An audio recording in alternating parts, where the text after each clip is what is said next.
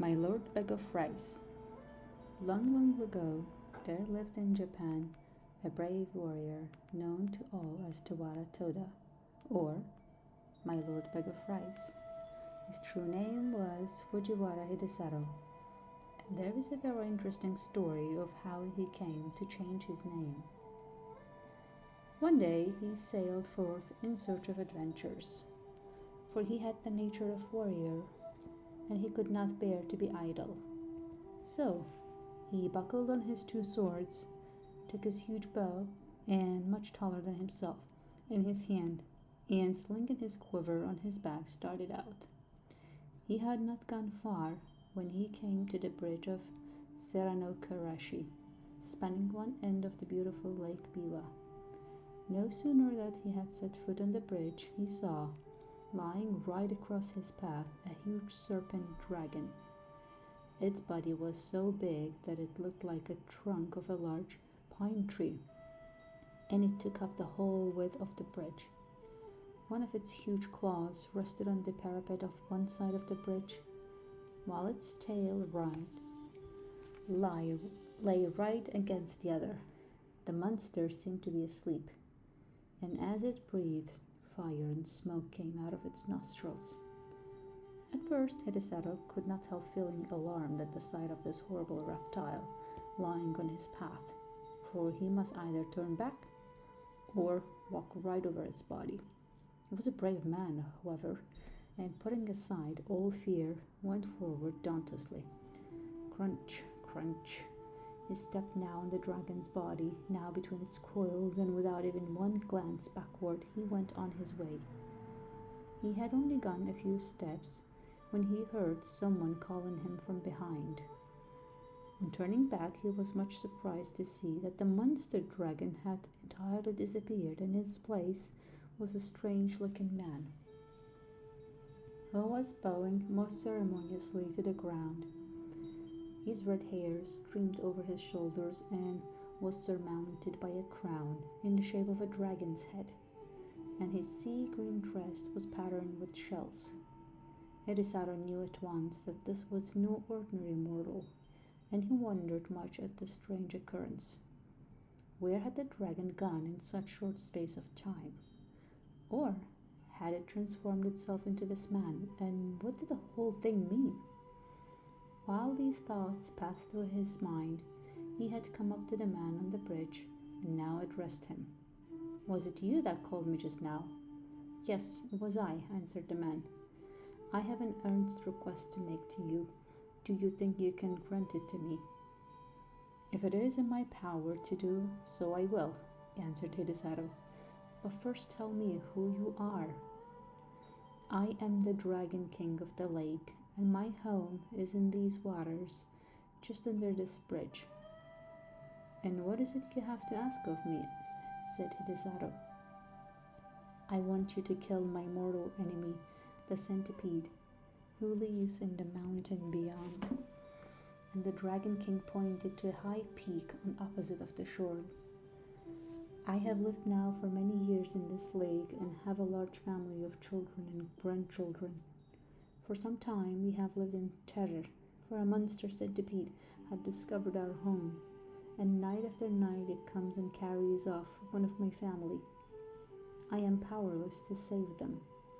If it goes on much longer like this, not only shall I lose all my children, but I myself must fall a victim to monster. I am therefore very unhappy, and in my extremity I determined to ask help of a human being. For many days, with this intention, I have waited on the bridge in the shape of the horrible serpent dragon that you saw, in the hope that some strong brave man would come along. But all who came this way, as soon as they saw me, they were terrified and ran as fast as they could.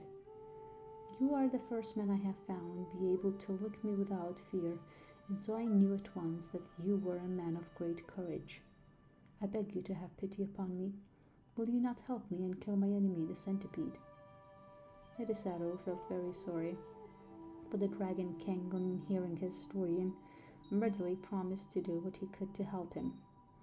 The warrior asked where the centipede lived, so that he might attack the creature at once.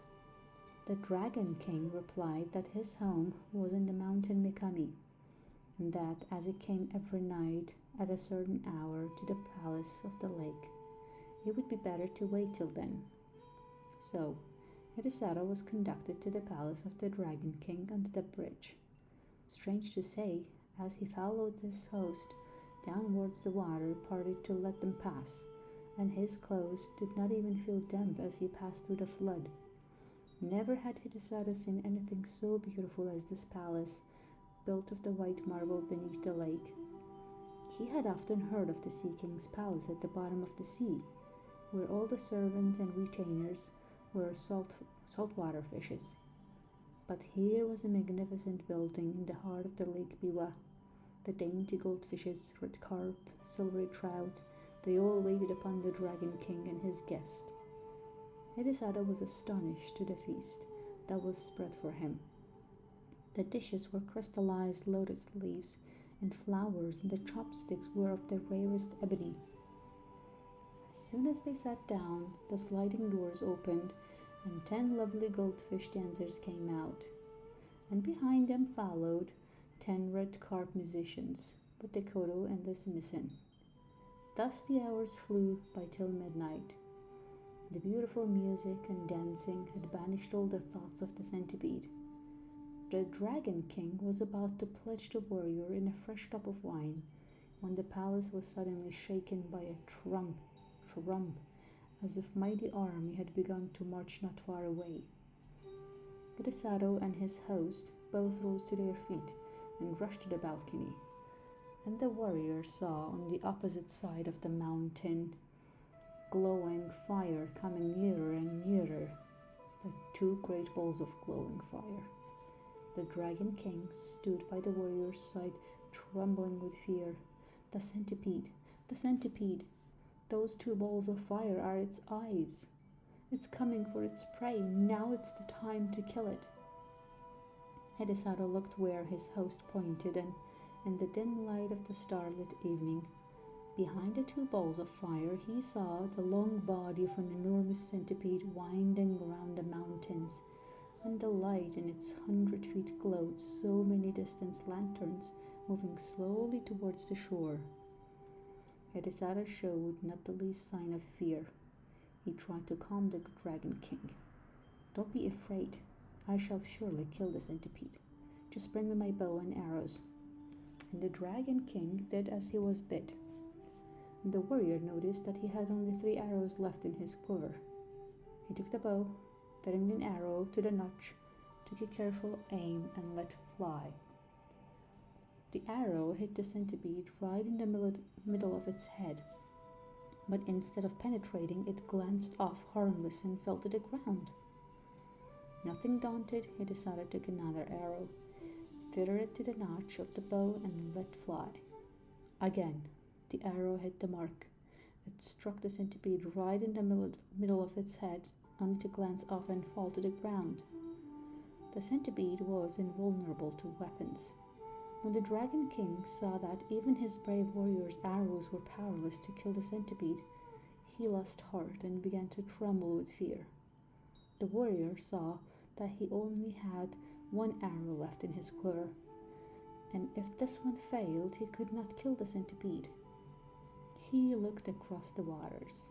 The huge reptile had wound its horrid body 7 times around the mountain and would soon come down to the lake. Nearer and nearer gleamed fireballs of eyes, and the light of its 100 feet began to throw reflections in the still waters of the lake. Then, suddenly the warrior remembered that he had heard that human saliva was deadly to centipedes. But this was no ordinary centipede. This was so monstrous that even to think of such a creature made one creep with horror. Hidesato determined to try his last chance. So, taking his last arrow and first putting the end of it in his mouth, he fitted the notch to his bow, took careful aim once more, and let fly. This time, the arrow again hit the centipede right in the middle of its head, but Instead of glancing off harmlessly as before, it struck home to the creature's brain. Then, with a convulsive shudder, the serpentine body stopped moving, and the fiery light of its great eyes and 100 feet darkened to a dull glare, like a sunset of a stormy day, and then went out in blackness. A great darkness now overspread the heavens. A thunder rolled, and the lightning flashed, and the wind roared in fury, and it seemed as if the world were coming to an end. The Dragon King and his children and retainers all crouched in different parts of the palace, frightened to death, for the building was shaken to its foundation. At last the dreadful night was over. Day dawned beautiful and clear, and the centipede was gone from the mountain. Then Hidesaro called to the Dragon King to come out with him on the balcony, for the centipede was dead and had nothing more to fear. Then all the inhabitants of the palace came out with joy, and Hidesaro pointed to the lake. There lay the body of dead centipede, floating on the water, which was dyed red with its blood. The gratitude of the Dragon King knew no bounds.